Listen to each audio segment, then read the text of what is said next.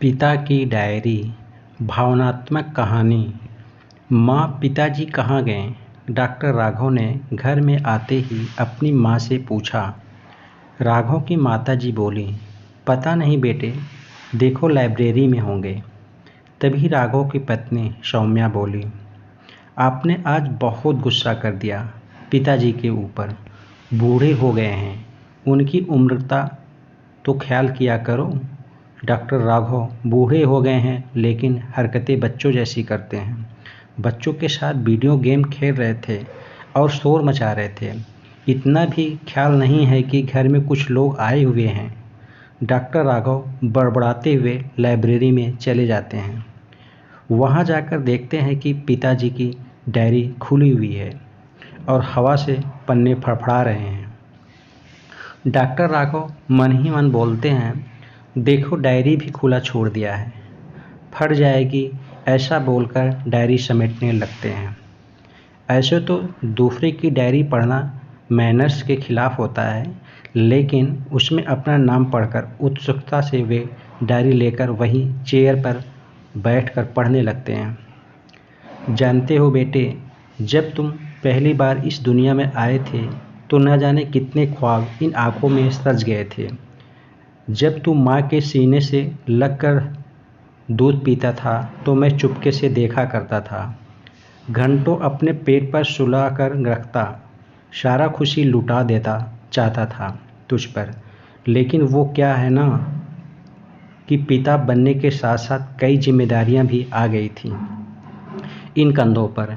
तुम्हारी हर ज़रूरत पूरी करने की जिम्मेदारी, तुम्हें समाज में कामयाब बनाने की जिम्मेदारी, तुम्हें अनुशासित रखने की जिम्मेदारी, तुम्हें मजबूत बनाने की जिम्मेदारी, ताकि तू कदम से कदम मिलाकर इस दुनिया के साथ चल सके। इन सारी जिम्मेदारियों को निभाते निभाते एक पिता कब अपने कोमल भावनाओं के ऊपर एक कठोर आवरण ओढ़ लेता है, ये तो उसे खुद भी पता नहीं चलता। जानते हो बेटे, मुझे जलन होती थी तुम्हारी माँ से जब तू अपनी माँ से मीठी मीठी प्यारी प्यारी बातें करता था। मैं चुपचाप सुना करता था दूसरे कमरे से और मन ही मन खुश हुआ करता था, लेकिन डरता था तुम्हारे सामने आने से, कहीं मेरी सच्चाई तुम्हें पता न चल जाए। उस दिन जब तुम्हें चोट लगी थी, घुटने से खून बह रहा था, भागकर तेरी माँ दवा लेकर आई और रोते हुए उस पर दवा लगा रही थी। मैं भी भागकर आया था, लेकिन तुझे देखकर अपना सर घुमा लिया था मैंने। तुम्हें लगा था कि मुझे तकलीफ़ नहीं हुई है। ऐसा नहीं था मेरा बच्चा, बहुत तकलीफ़ हुई थी। तू तो मेरे कलेजे का टुकड़ा है और चोट मेरे कलेजों को लगी थी। आँखों में आंसू आ गए थे मेरे, कहीं तू मेरे आंसू देख ना ले, इसलिए अपना सर घुमा लिया था मैंने, क्योंकि तुझे तो अभी कई बार गिरना था, गिरकर उठना था। ऐसे कई चोटों का सामना करना था तुझे। तू मेरी आँखों में आंसू देखकर कमज़ोर न बन जाए, इसलिए तुम्हें मजबूत जो बनाना था।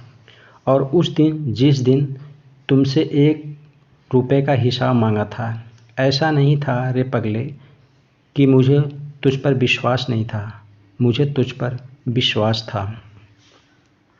तभी तो पैसे देकर बाज़ार भेजा था। मैं तो तुझे पैसे का मोल सिखा रहा था, तू कहीं पैसे को गलत जगह पर ना खर्च करे। मुझे फ़िक्र थी तुम्हारी, बस इसलिए हिसाब। और उस दिन जब दोस्तों के साथ पार्टी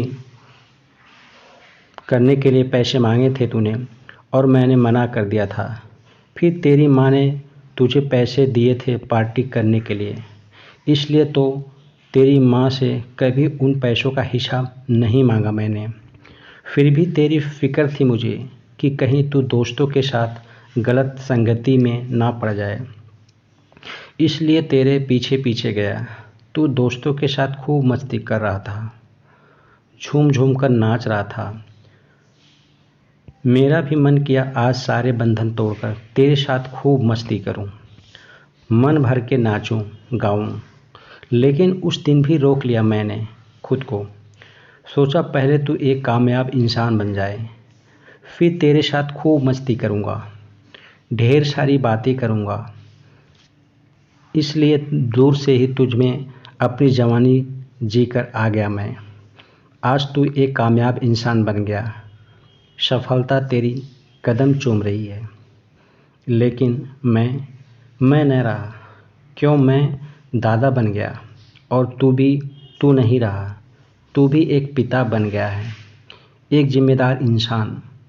घर की जिम्मेदारी, बच्चों की जिम्मेदारी, समाज की जिम्मेदारी। मैं हर परिस्थिति में तुम्हारी स्थिति को समझता हूँ, लेकिन तुम्हें मेरी स्थिति को समझने में थोड़ी देर लगती है। यही दूरी तो है एक पिता और पुत्र के बीच की दूरी। और क्या लिखूं मैं मेरे बच्चे? अंत में मैं बस इतना लिखूंगा कि तुझे मैंने तेरी माँ की तरह अपने शरीर के अंदर से नहीं निकाला, लेकिन तू मेरा अंश है। जिस दिन तू इस दुनिया में आया, मैं तेरे अंदर जीने लगा। तेरे चेहरे पर खुशी देखकर अपनी सारी थकान भूल गया।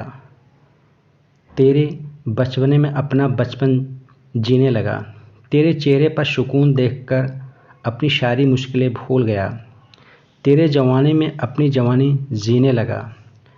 तू आज भी मेरी स्थिति नहीं समझ रहा है, लेकिन मैं तेरी स्थिति को अच्छी तरह से समझता हूँ। जब तू ये बोलता है कि पिताजी आप तो बच्चों के साथ बच्चे बन गए हैं, तब मुझे हंसी आ जाती है। तू मेरी इस स्थिति को भी समझेगा जब तू दादा बन जाएगा, लेकिन तब शायद मैं इस दुनिया में ही नहीं रहूँगा। इतना पढ़कर डॉक्टर राघव के आँखों के सामने बचपन से पिताजी के साथ बिताए सारे पल एक चलचित्र की भांति घूमने लगा। उनके आँखों में आंसू आ गए। तभी डॉक्टर राघव को सौम्या की आवाज़ सुनाई पड़ी। डॉक्टर राघव ने पीछे मुड़कर देखा। उनकी माँ और सौम्या खड़ी थी। डॉक्टर राघव की माँ बोली, अरे बेटे, तेरे पिताजी यहाँ भी नहीं हैं, तो कहाँ गए? डॉक्टर राघव झट से अपने आँखों के से आंसू पोंछते हुए बोले, मैं जानता हूँ वे कहाँ होंगे, मैं उन्हें लेकर आता हूँ। इतना बोलकर डॉक्टर राघव बाहर निकल गए। जा पहुँचे उस पार्क में जहाँ बचपन से उन्हें उनके पिताजी ले जाया करते थे। शायद पिता पुत्र के बीच की दूरी ख़त्म करना चाहते थे, लेकिन कभी ख़त्म नहीं कर पाए। जाकर देखा पिताजी वहीं एक बेंच पर अकेले बैठे थे और बोलते हैं। डॉक्टर राघव वहीं उनके बगल में बैठ जाते हैं और बोलते हैं, पिताजी आपने अच्छा किया जो ये दूरी बनाई रखी। आज मैं जो भी हूँ आपके कारण ही हूँ। कई बार मेरा मन करता था स्कूल बंक कर दोस्तों के साथ मूवी देखने चला जाऊँ। कई बार मेरा मन स्कूल नहीं जाने का करता था और कई बार दोस्तों के साथ पार्टी में शराब पीने का मन करता था, लेकिन हर बार आपका गुस्से वाला चेहरा याद आ जाता था। हर बार आपके डर से अपने कदम पीछे खींच लेता था। पिताजी आप हर बार मेरा हाथ पकड़कर गलत रास्ते पर जाने से रोक देते थे।